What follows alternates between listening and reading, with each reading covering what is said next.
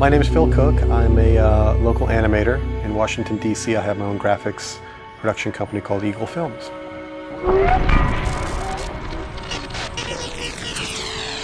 We're going to make a movie. Okay. And we're going to raise money, and we're going to make this really elaborate science fiction film in this orange juice warehouse. Okay, makes sense to us. Basically, I had two other partners. One was a lawyer who sort of kept us straight legally as far as the prospectus is concerned. And the other partner was a woman who was involved in the patent industry, and she just knew a lot of well-to-do older women. And because they trusted her implicitly, between my other creative partner, we did these dog and pony shows and talked about this film, this science fiction adventure. And we were nice young men. Of course, I was 23 at the time. And they trusted Pam, and they would give us $3,500 shares. All right, you ugly little bugger. The company I was working with, the animation company, was moving to New York, and they wanted me to go with them and be their director of photography, which would have been a big adventure. Wow, in New York City working for this the up-and-coming animation company, or stay back here in Northern Virginia and live off of $8,000 for a year and make your own feature in an orange juice warehouse. What would you do? Oh my God! So, I had no kids. My wife was working, and so we did. And for a year, we made spaceships, and it was a blast. When I was in art class learning to paint, my teacher always told me, if you can't draw it, you can't paint it. And I feel the same way to some extent, particularly when it comes to organic creatures. If you can't draw the organic creature, then you can't make it in the computer. I mean, you can make it, but it's always going to feel wrong. Come to Big Daddy. Jake.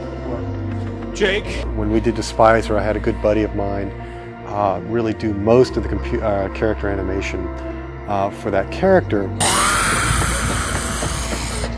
And it's the same with one of my stop motion animators I used in Invader. These guys have an innate understanding of how a walk cycle is. So real reference is essential. Computer generation has its own idiosyncrasies, and there is something about the natural interaction that happens with a physical prop in a set. With the action, you're not simulating highlights. These are real highlights. You're not simulating radiosity rendering engines. This is real radiosity. And there's just sort of a serendipity of natural photography that shooting miniatures has, that you really have to think it through to recreate that in computer animation. It's very difficult for a modern audience to go back and forgive you stylistically for things when they're weaned on $100 million visual effects extravaganzas. When they go look at Outer World, the old version, I knew I couldn't sell it. So first of all, I just re-edited the picture, tightened it up wherever I could. And then I started looking at the effects, and I'm going, some of these effects are great. Some of these miniatures are beautiful, and they still hold up well. Some of them are very weak, and the audience isn't going to buy it. So I sort of kept the best of both.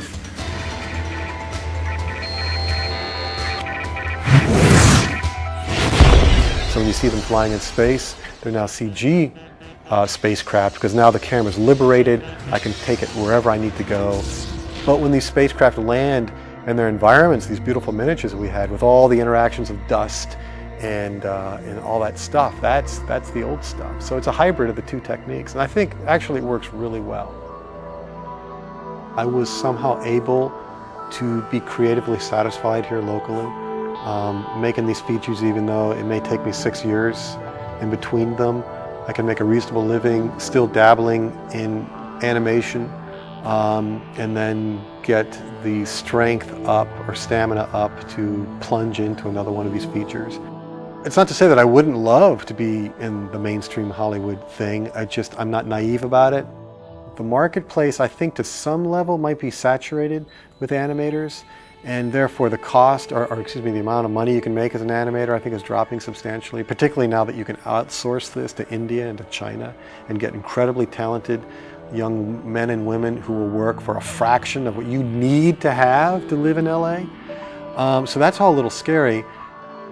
I know that when I sort of explored getting jobs at Industrial Light and Magic, you were coming in on the bottom tier. I mean, It was like working in a tire factory. You know, you're going to be the guy who does lug nuts 24/7. You're the lug nut guy. That's what we do. You're going to be the texture map painter, or you're going to be the motion tracker. But you know, if you're young, what do you have to lose? If you want to work at Industrial Light and Magic or one of those shops, and that's what it takes. But it's difficult, I think, when you come into an organization like that, is once you get pegged as the guy who does this thing, to be able to move to the guy who does this thing. I don't know how difficult that path is. But I'm not quitting my day job, you know, and I've got a lot of friends out there who have, you know, still in their 30s and 40s, still starving and struggling. And that's kind of hard to do when you got family responsibilities. So I stayed here. I mean, I'm a medium-sized fish in a little pond, and that's okay.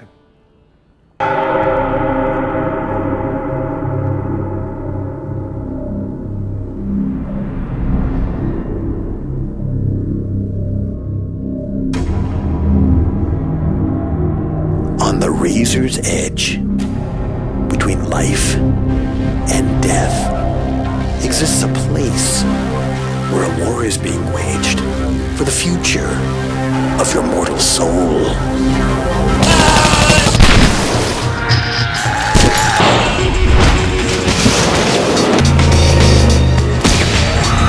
What's going on here? Who are you guys? What is this place? Sure isn't Kansas anymore. Their enemies are fierce. Their survival uncertain. They battle evil to save your soul. The writer-director Philip Cook of Invader and Beyond the Rising Moon comes Despiser. Despiser thinks you know a way out. There is no way out!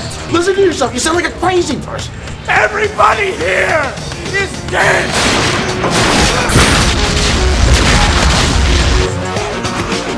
You never know what you're gonna find. What is it?